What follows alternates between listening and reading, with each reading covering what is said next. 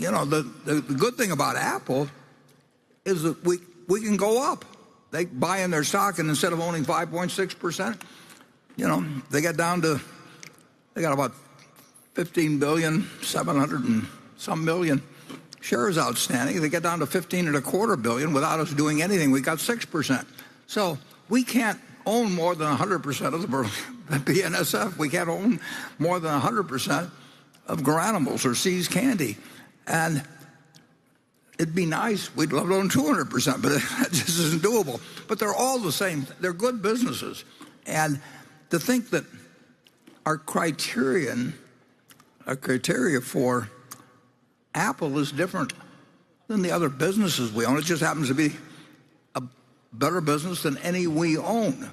And we put a fair amount of money in it, but we haven't got more money in it than we've got in the railroad. And Apple is a better business. Our railroad is a very good business, but it's not remotely as good as Apple's business.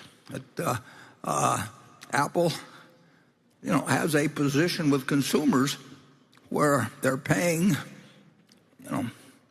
maybe they pay $1,500 or whatever it may be for a phone, and these same people pay $35,000 for having a second car.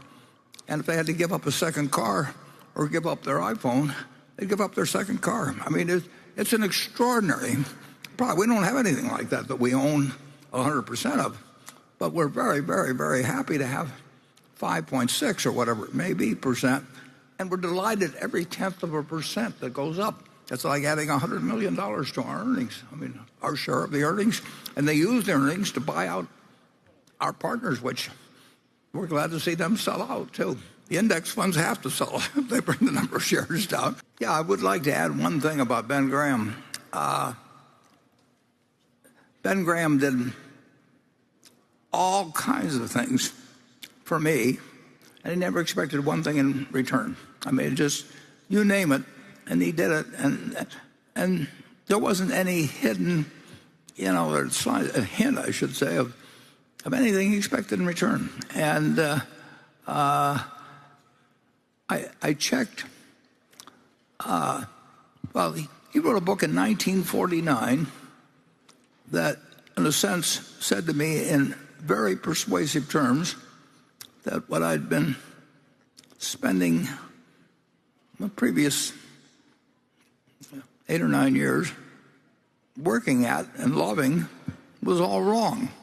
And that book has been, I check it every now and then on Amazon to where it ranks. And, Amazon ranks hundreds and hundreds and hundreds of thousands of books by sales. And Ben Graham's book has been up there like number 300 or 350 or something like that forever. And there isn't any book like it. I wrote HarperCollins a note the other day because they're bringing out another edition. And I asked them how many copies have been sold, and they said the records didn't go back far enough, but they had 7.3 million copies of this little book that changed my life, and continues to outsell every investment book. Investment books come along, and they're number 400 or 1,000 or something for a while, and then all of a sudden they're numbered 25,000 or 200,000. And this book, in how many areas can you find any book that has had that sustained position? You go back and look at number 1 in 1950 or number 2 or number 3, and you look at it in 51 and 52. They don't continue.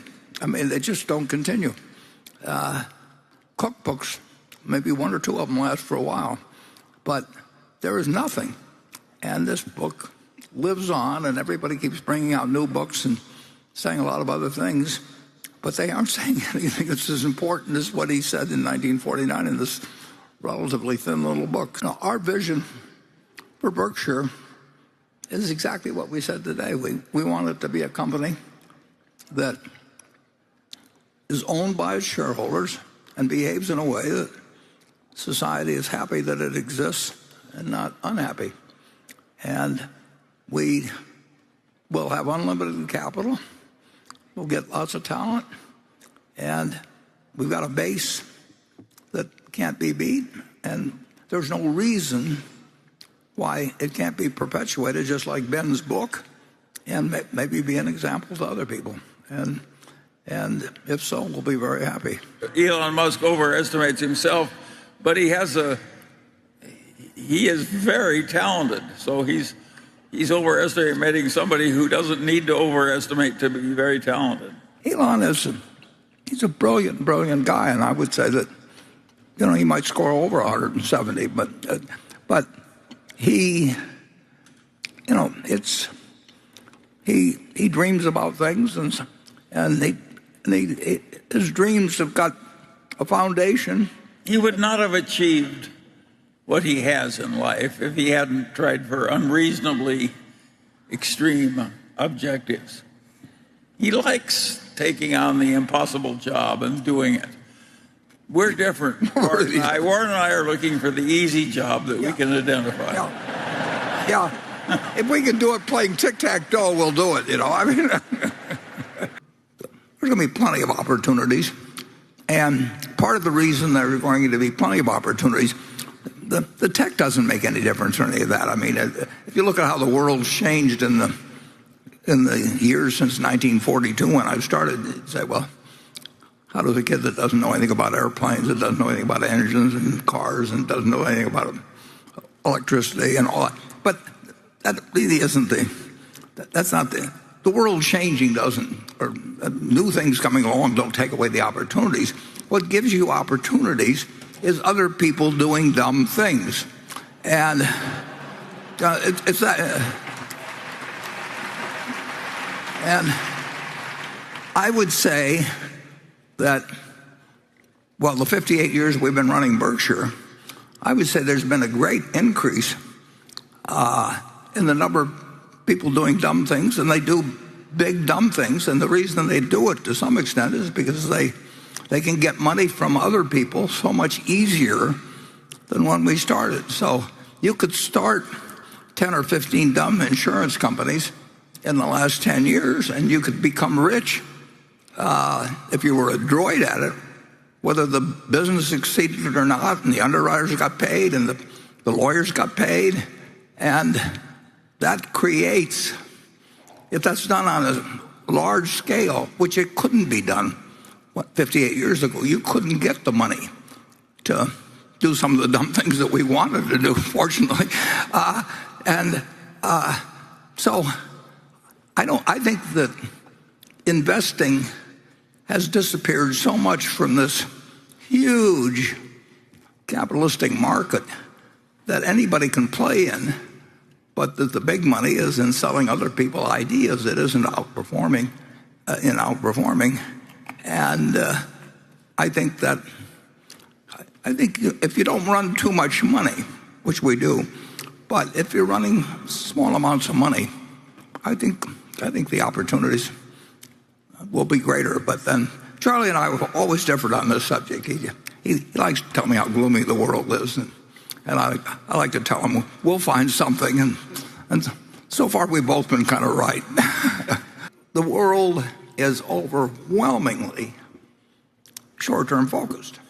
And if you go to an investor relations call, they're all trying to figure out how to fill out a sheet to show the earnings for the year. And the management is interested in feeding them expectations that will slightly be beaten. I mean, that is a world that's made to order for anybody that's trying to think about what you do that should work over 5 or 10 or 20 years.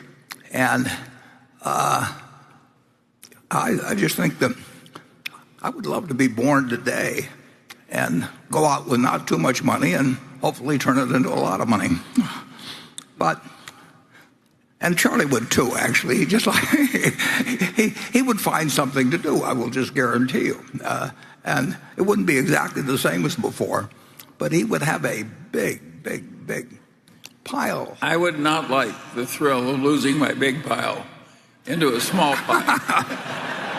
Taiwan Semiconductor is one of the best managed companies and important companies in the world. And there is not, and I think you'll be able to say the same thing 5 or 10 or 20 years from now.